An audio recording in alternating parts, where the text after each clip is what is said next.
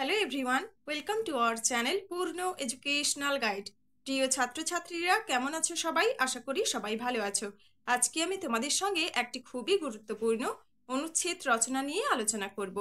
রচনাটি হলো একটি গ্রন্থাগারের আত্মকথা সম্পর্কে। এছাড়াও বাংলা প্রবন্ধ রচনা এবং অনুচ্ছেদ রচনা বড়দের জন্য ও ছোটদের জন্য আমার চ্যানেলে আগেই প্রকাশিত হয়েছে। তোমরা যারা সেই রচনার ভিডিওগুলি এখনো দেখে উঠতে পারোনি, আমার চ্যানেলে গিয়ে দেখে নিতে পারো। কিছু কিছু ভিডিওর লিংক আমি ডিসক্রিপশন বক্সে দিয়ে দেবো, না হলে তোমরা প্লেলিস্ট চেক করলে পেয়ে যাবে।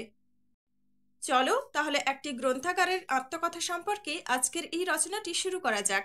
তোমরা ভিডিওটি স্কিপ না করে পুরো ভিডিওটি দেখতে থাকো। আশা করি ভিডিওটি তোমাদের কাছে খুবই হেল্পফুল হবে।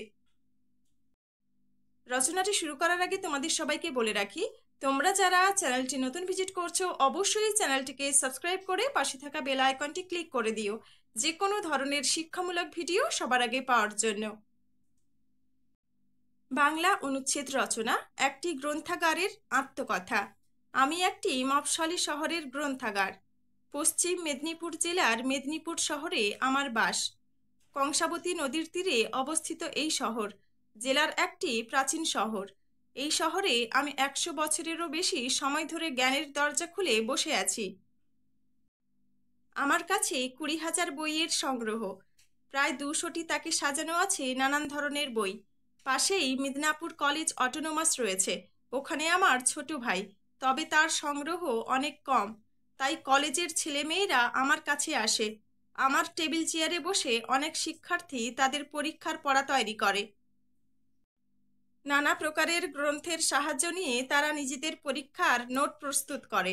তাদের মধ্যে অনেকে আবার চাকরির পরীক্ষার প্রস্তুতি নিতে আসে আমার কাছে। আমি তাদের আমার সাধ্যমতো সাহায্য করি। নবীন প্রজন্মের জন্য আমি একটি কম্পিউটার বিভাগ গড়ে তুলেছি। এই বিভাগে তারা তাদের দরকারি বিষয় অনুসন্ধান করে। আমি অনেক পণ্ডিত মানুষের সান্নিধ্য পেয়েছি, যারা ঘন্টার পর ঘন্টা আমার পাশে বসে পড়াশোনা করেছেন। তাঁদের জ্ঞানগর্ভ আলোচনায় আমি সমৃদ্ধ হয়েছি। এখন বাংলার ছাত্র সমাজ বিপ্লবী মন্ত্রে উদ্বুদ্ধ হয়ে শিক্ষা প্রতিষ্ঠান ছেড়ে এখানে ওখানে ঘুরে বেড়াচ্ছে। আমার চোখের সামনে কত আন্দোলন হতে দেখেছি।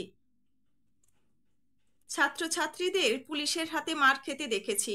এই রকম অনেক হৃদয় বিদারক ঘটনা আমার চোখের সামনে এখনো ভেসে ওঠে। এই শহরের আরো উত্থান পতনের সাক্ষী আমি। কয়েক বছর আগে যখন মোবাইল ফোনের ব্যবহার এতটা ছিল না, তখন অসংখ্য মেধাবী ছাত্রছাত্রীরা আমার কাছে আসতো।